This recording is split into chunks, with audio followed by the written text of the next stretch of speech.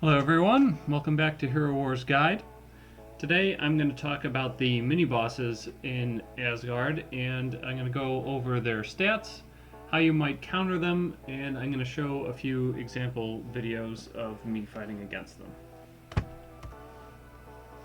So first up, Rah-Ozu Abyss Meditator. Just a quick overview of stats. He's got more magic defense than armor, so physical teams might have a slightly easier time with this thing than magical. It's going to summon a bunch of defensive spheres that do physical damage to the front line, and they dance around a little bit. They can't be hit while they are in the back, but they'll come up to the front and hit your tank, and at that time you can do damage to them. And then shortly before, there's a little bit of a timer that'll pop up telling you you've got a few seconds left to kill them. At that time, they're going to cluster up at the front, and at that point in time, they're vulnerable to attack, and they're all in the same area on the screen. Alright, so how do you counter this guy? If you have a high armor tank, then those defensive spheres damage is almost negligible. So if you have an Astaroth or a Ziri or probably even a Corvus will be okay up at the front. I'm sure Aurora dodging might do okay as well, but I've got more experience with the high armor tanks, and they kind of laugh off the damage here. There's little or no damage that's going to hit anyone behind the tank in this fight, at least in the first several seconds. So I think in this fight you can load up your team with a lot of damage. You probably don't need quite as much support.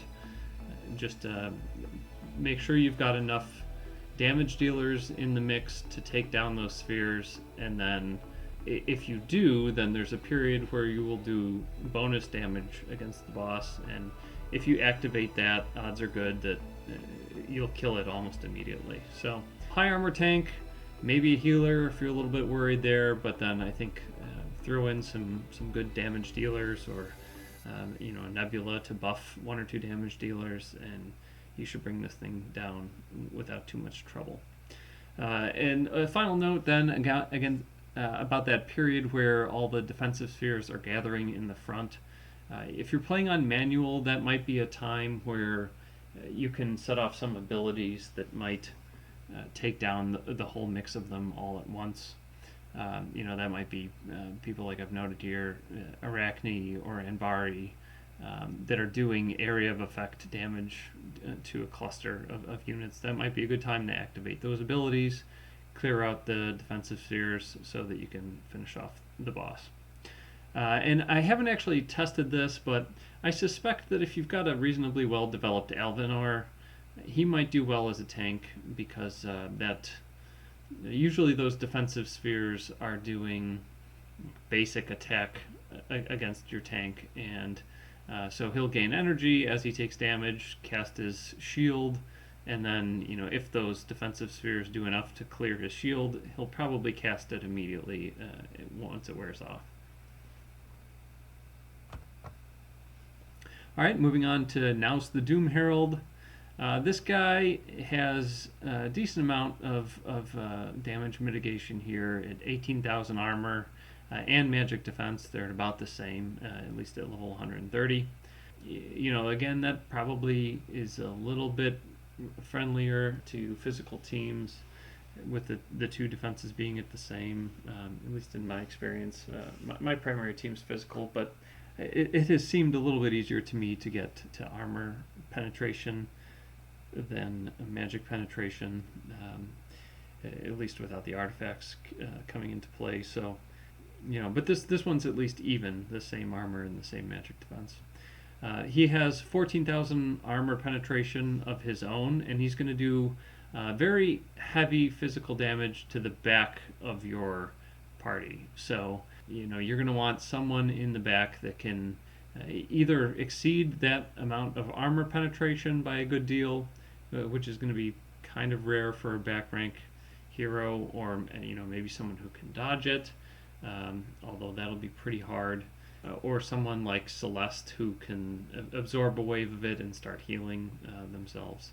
But anyway, that damage is physical, and it's going to come to the back line. And then after a few rounds of that, he'll do occasional stuns and pushbacks to the front line of your group. So how do you counter him? Put some strong damage dealers up in the front line, just because most of the damage is going to the back. So if you are going to lose a few of the people in the back of your party, you don't want to send in, a Lars or someone all the way in the back who's just going to die immediately. You want to have some good damage up in the front. That might be, King Mao if that's someone you're developing, or Kira stands pretty far forward. Dante would probably do well in the front. I don't think you need huge tanks, generally speaking. Maybe Astaroth to resurrect whoever's in the back when they maybe die, but otherwise I don't think you need a huge amount of damage mitigation in the front. But you will want someone in the back who can deal with all that huge physical damage coming their way. If you have Martha well developed, that can be her. Odds are good you don't have so much armor that you're going to absorb the attacks, but she does such a good job of self-healing that she might be able to deal with the attacks coming her way. If Nebula gets lucky and dodges, she can survive a little while in the back line. Same with Heidi. I've had a secondary server with her in the back line, and if she gets a few dodges going, then she can survive. Or I guess Heidi's a he. He can survive decently well in the back. And then I've also had pretty good luck with Celeste. Not that she's tanky at all, but if she gets a bunch of damage coming in, then that'll trigger her heal, and by the time the next wave comes in, she might be healed up again and switch modes back and forth. So I've seen her stand up against the damage here for a decent period of time. And as I mentioned, Naos will stun and push back your front line. Anvari will shut that down. So if he's up in the front, he'll protect the person behind him, or if he's in the second position, then he will stop the front tank from getting pushed back. I haven't exactly tested this, but I suspect that the stun that Naos is doing would get blocked by Sebastian once his ultimate goes off. Alright, and then finally, Merida, the goddess of Oblivion. This one has really strong magic defense relative to the armor at 23,000 and 13,000 at level 130. I think it's going to be easier to bring her down with some physical damage dealers than it might be with your magic team. Obviously if your magic is just double the power level of your physical, you might not have much of a choice, but if you've got two parties at about the same strength, you might want to think about throwing in the physical one. Merida herself will do magic damage to the entire party, but then she summons nightmares that will put your team to sleep, starting with the front, and then as time goes on, more and more of those things will pop out and shut down the whole front of your party, maybe even getting to the back if you don't deal with the nightmares in Merida fast enough. Alright, so how to counter her. As I mentioned, she does magic damage to the whole group, so Isaac can mitigate that damage and start to turn it against her. I think fast attacking teams do reasonably well because you want to shut her down before she gets too many rounds of those nightmares out onto the field. And as I mentioned before, physical might have a little bit easier time than magic due to the differences between her armor and magic resistance for damage mitigation. And if you're not winning this fight, then it's probably because you're not doing damage fast enough, rather than her shutting you down with her magic damage. So put in some heroes here who can do a lot of damage quickly, or pets. Albus is going to be a great pet for all three of these fights, really. As your heroes are dealing with nightmares or spheres or whatever, then he'll charge up and do a lot of pure damage against these mini-bosses and help bring them down. Alright, so just some notes in general, dealing with all of these bosses. They have pretty high primary abilities, so your dodge heroes and critical hit heroes might have a hard time dodging or getting their critical hits off. If you're not aware there, the way dodge and crit work is it's those stats, your dodge, your crit, against the primary ability of the rival to determine whether or not the dodge or critical hit succeeds. And Rah-Ozu and the Doomherald have about 12,000, where Merida has 15,500. So and she's doing magic damage, so that you don't have to think about dodge so much. But critical hit heroes might have a harder time scoring some points against her. 15,500, even at the 130 boss, is a pretty high number. All right, and so as I've talked about in each individual case, all of these mini bosses have magic defense, magic resistance equal to or more than their armor, so you might have better odds with a physical team. And Albus is good against all three of these. The name of the game in most of these is bringing them down quickly, so there's not really a better pet to do that than Albus. Alright, so with all that said, I'm going to show a couple of example fights and then come back for a quick wrap up at the end. Alright, so here I am in game here. It's Thursday, so I've got all the squads open to me. I did the minions first to build up my Valor emblem points before I take on any of these mini-bosses. I'm going to leave this squad here with just one line of little minions as the last thing I attack, just in case I fail one of the mini-bosses.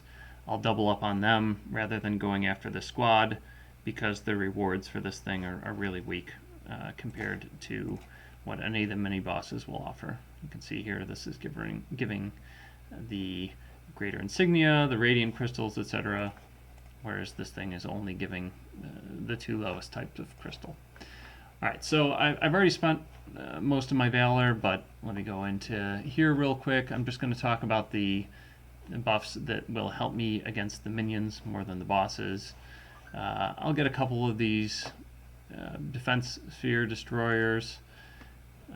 I'm not worried about the minions here so much, but they'll be nice against the boss as well.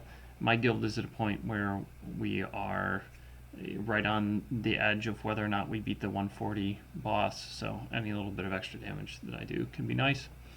I'm not going to worry about these wormhole things. I might buy this later, but I don't care for the minions.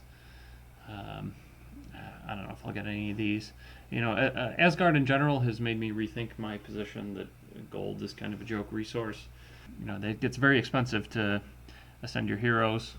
I spent a fair amount at the Astral Seer, getting some bonus insignia and crystal, and it's put me in the poorhouse both in real life and in-game currencies here. Where I had well over 100 million before, it costs something like 90 million to fully ascend one hero, and I'm not quite fully ascended on anyone, but I've got two that are getting there, so I've drained most of my gold. Anyway, I'm not going to worry about dealing with the attacks of defensive spheres because they're pretty weak. I just want to bring them down quickly. What the hell? I'll just get all of these. And I've already bought some of these other buffs.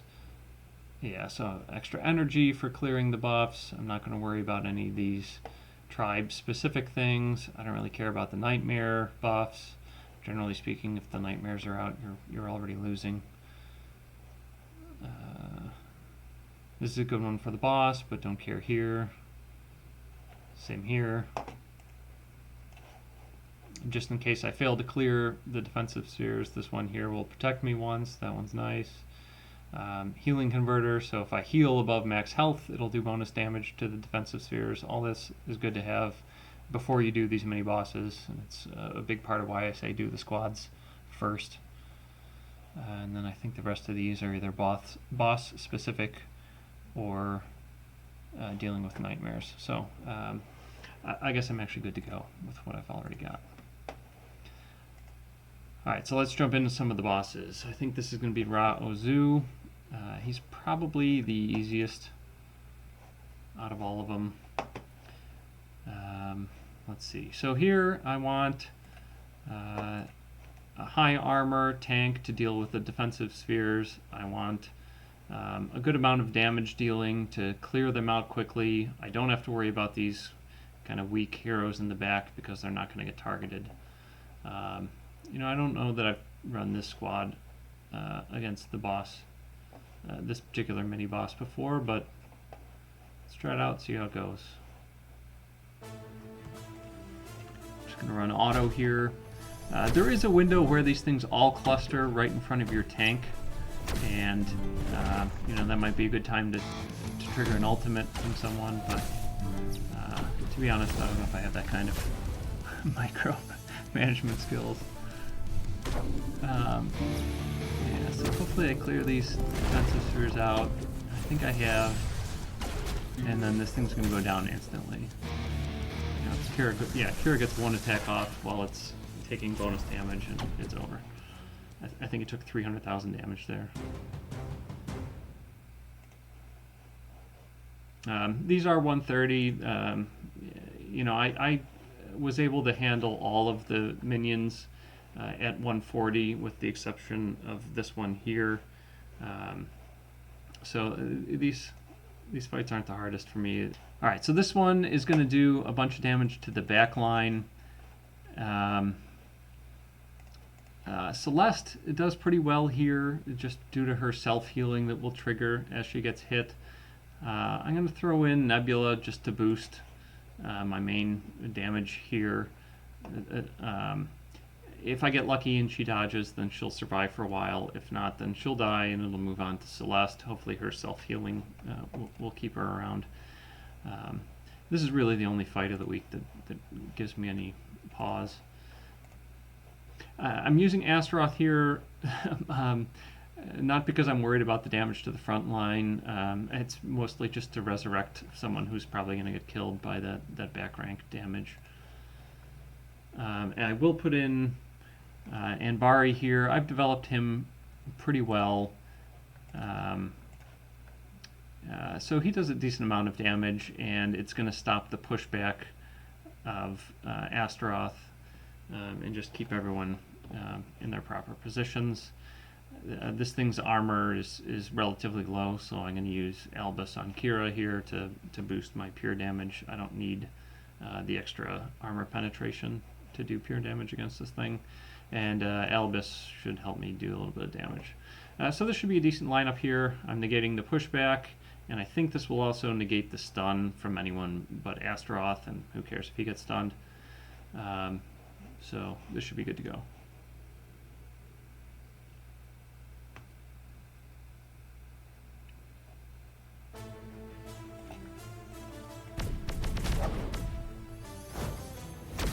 Alright, yeah, so even without Fenris, Kira's doing her pure damage. Nebula's getting taken down pretty quick here. I think I saw a couple dodges in the mix. But, you know, the mini-boss is already half dead. Even if she dies, Astaroth will bring her back. She's helping Celeste and Kira do some extra damage, so yeah, this thing's going down nice and quick. Yeah, maybe it would have been better to play in manual and keep Celeste doing damage, but you know, obviously it worked out. Alright, and then finally the Goddess of Oblivion. This one can be kind of tricky because more and more of those nightmares are going to come out if you don't bring her down quick.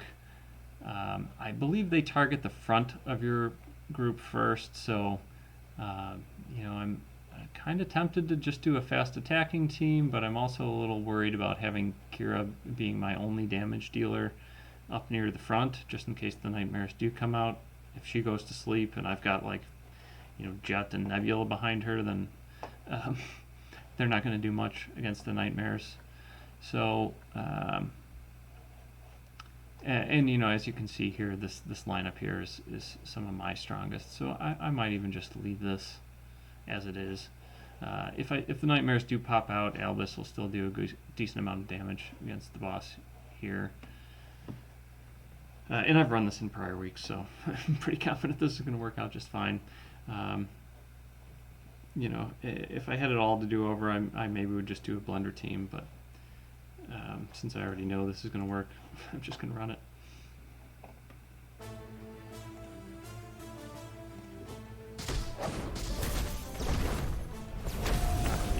see her damage is, her life is draining pretty quick. We're 30 seconds in, so I think the first round of Nightmares might come out in a second. With the damage buff here. Yeah, Elvis will finish her off. Cool.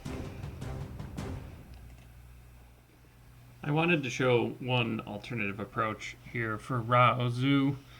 And this is a different server here, and in this case, Aurora is actually my main tank, and I also have Qingmao in my top 5, but since those defensive spheres do so many little attacks to the front line, I took both of those out and threw Dante in as the tank here.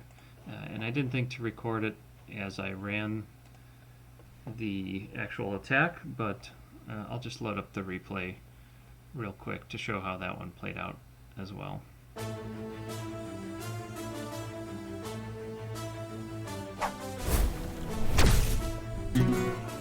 So you can see there, those defensive spheres start going after Dante, and I've got Kane on him, so it just immediately charges him up. He wipes out the defensive spheres, and yeah, the Miniboss is dead in 13 seconds here. So he can be, Dante tank can be another great approach for this boss.